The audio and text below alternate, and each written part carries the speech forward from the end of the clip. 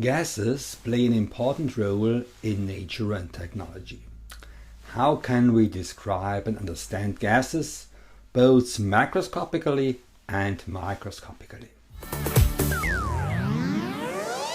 Welcome to Physchem Basics. Our topic today will be gases. How can gaseous systems be described? We start with a phase diagram. In this case, a surface in PVT space of a pure substance, our leitmotif through the lecture series. Where can we find ideal gases here? Ideal gases are those that are at a proper distance from the critical point, that is, at high temperatures and large volumes. Here the phase diagram surface is continuously curved, and it can be described very easily, namely by the ideal gas equation. If we move on the PVT surface to real gases, that is gases closer to their critical point, we have deviations from the ideal behavior. Below the critical point, real gases can also be liquefied. In physical chemistry, we often focus on ideal behavior, which is easy to describe. Deviations from this ideal state is then referred to as real and needs some mathematical correction factor. Back to ideal, we zoom out the area of the ideal gas. This area is mathematically very well described by the ideal gas law. P equals RT over V bar. The ideal gas law has a long history. In the 17th century, several scientists did some research on the compressibility of gases. Turned out that gases behave very simply. Doubling the pressure results in a decrease of the volume to half of the initial value. In mathematical terms, P times V is constant. Pressure and volume are inversely proportional. This equation is known as the law of Boyle and Mariotte. Compression, more specifically isothermal compression, can easily be visualized in the phase diagram. Initial and final state of such a process 1 and 2 lie on a hyperbola. The points, the states 3 and 4 also lie on a hyperbola, another hyperbola. These states correspond to an isothermal compression at a higher temperature. What happens when you raise or lower the temperature of a gas? Again, it turned out that gases behave in a very simple way. Double the temperature in kelvins leads to a volume twice as high, with the pressure being held constant. There is a direct proportionality here, formulated by Gay-Lussac's law. And of course, that corresponds to a straight line in the phase diagram. The states 1 and 3, as well as 2 and 4, lie on such isochores. The effect of the amount of substance on the volume is extremely simple. With gases, like with any other substance, the larger the amount of substance, the greater the volume. Again, a direct proportionality, with the molar volume being the proportionality factor. It turned out that there was something very special with the molar volume of gases. Unlike with other substances, V bar is in fact the same for each and every gas. This was formulated by Avogadro and his hypothesis: equal amounts of different gases take up the same volume. For example, at standard conditions, 0 degrees Celsius and 100 kilopascals, this molar volume is 22.4 liters. Summarizing these three laws, we end up at the ideal gas law, which is a good mathematical fit of this part of the phase diagram. P equals RT over V bar, or P times V equals N times R times T. R, the ideal gas constant, is the same for all gases, 8.314 joule per mole and Kelvin. Instead of joules, you can also use liters times kilopascals. The ideal gas law applies to all gases, and it also applies to gas mixtures. Air is a well-known gas mixture of primarily nitrogen and oxygen, symbolized here by red and blue dots. Such gas mixture can be characterized by the total pressure, 99 kilopascals. Imagine what happens to the pressure if we removed all but one of the components. We will end up with only the nitrogen particles, which will exert a smaller pressure. This partial pressure, as John Dalton called it, would be 78 kilopascals.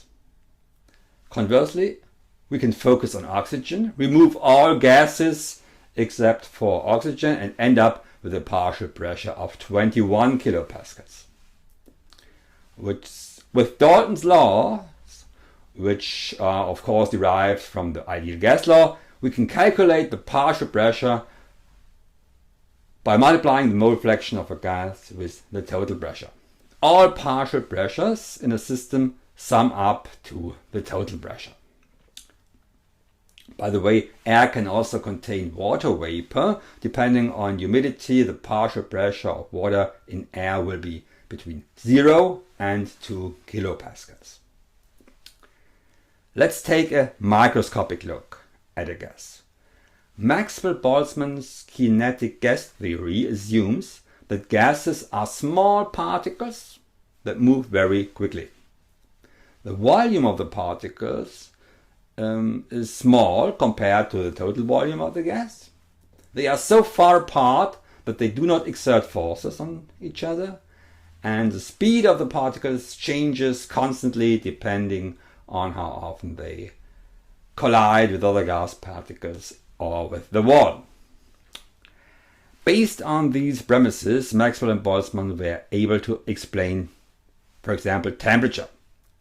The microscopic phenomenon temperature is simply a measure for the energy of the translational movement of the particles. U sub trans, this is the average kinetic energy of the particles, which is associated with locomotion in space, equals 1.5 times R times T. Any gas at room temperature has the thermal energy of 3.8 kilojoules per mole. Maxwell and Boltzmann also set up an equation for the speed distribution in a gas. Well, you don't have to remember this equation, but the graph is worth that we take a closer look. On the x-axis, the speed of the gas molecules is plotted. It ranges from 0 to 1500 meters per second. The curve is not symmetrical, so we find the average speed somewhat to the right of the maximum. The average velocity, the average speed, depends both on temperature and on molecular weight. The higher the temperature and the smaller the molecular mass, the faster the particle will move.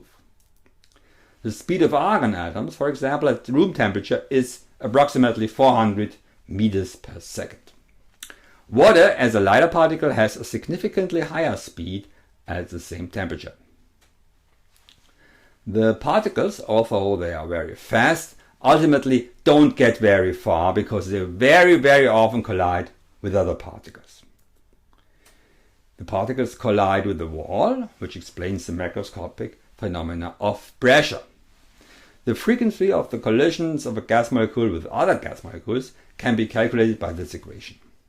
Sigma is a measure for the bulkiness of a particle and is called reaction cross-section.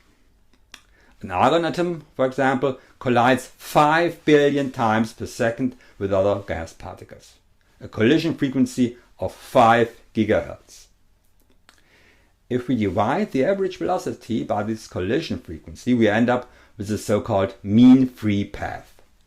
This important parameter indicates how far a particle travels before it collides with another particle. With argon, this parameter is 400 meters per second divided by 5 gigahertz equals 80 nanometers.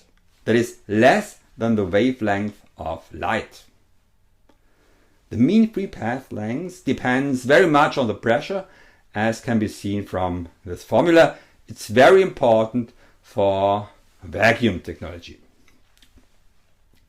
We remember the premises of kinetic gas theory. The particles are very small and exert no attractive forces on each other. This applies in the realm of the ideal gas with both high temperatures and volumes. However, if we cool or compress a gas, eventually the volume of the particles themselves and the forces between them might come into play, and the gas then no longer behaves ideally.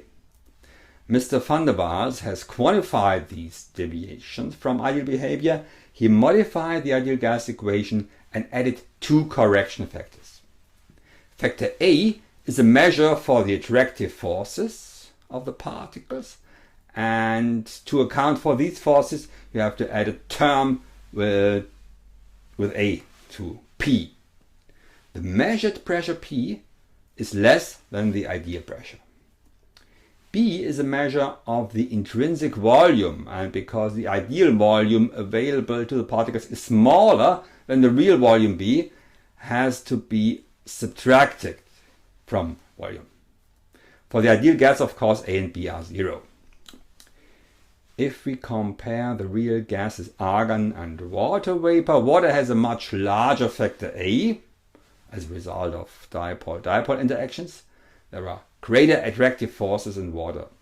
However, H2O and argon are about the same size, so there is hardly any difference in B for the two particles. The van der Waals factors A and B can be obtained from the critical values. In fact, gas is only 3/8 ideal at the critical point. P times V equals 3/8 nRT for critical values. Let's discuss some experiments with the PVT service, the phase diagram. First, let's compress a gas above its critical temperature. Methane has a critical temperature far below room temperature, so let's put it in a cylinder at room temperature and reduce the volume. The gas will become continuously denser, the pressure will continuously increase, but nothing else will happen. The system will stay homogeneous throughout the compression process. In the phase diagram, we move along an isotherm from I, initial state, to F, final state. Now let's repeat this process with a gas below its critical temperature. Let's put butane, critical temperature 425 kelvins, in a cylinder and reduce its volume at room temperature. First, the pressure and density of the system will rise, but as we reach a certain pressure, the particles are so tightly packed that the attractive forces cause the gas to condense. The first liquid drops will form at T. From this point on, we may further reduce the volume, but the pressure will remain constant. The process now is both isothermic and isobaric. Only when all gas has become a liquid, the pressure will rise again.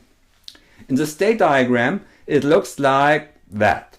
Starting from I, the pressure rises when the isotherm intersects the so-called binodal, here the dew point curve, and then the system moves through the two-phase realm on a conode. Both temperature and pressure on this conode are constant, only the volume decreases.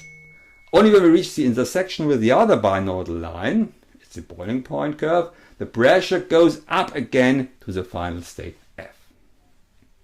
One more experiment to show the importance of the critical point. Let's take an empty evacuated container with a volume of 56 milliliters and fill in 18 grams of water, that is 1 mole. We heat the system to 100 degrees Celsius. What will we get?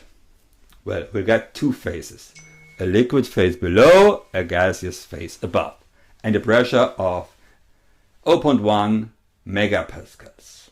We continue to heat the system to 200 degrees Celsius. What do we have now? A liquid phase below, a gaseous phase above. However, now the liquid phase has become less dense and the gaseous phase more dense. The pressure is 1.6 megapascals now. With increasing temperature, gaseous and liquid phases approximate in terms of density. And not only in terms of density, in terms of every property.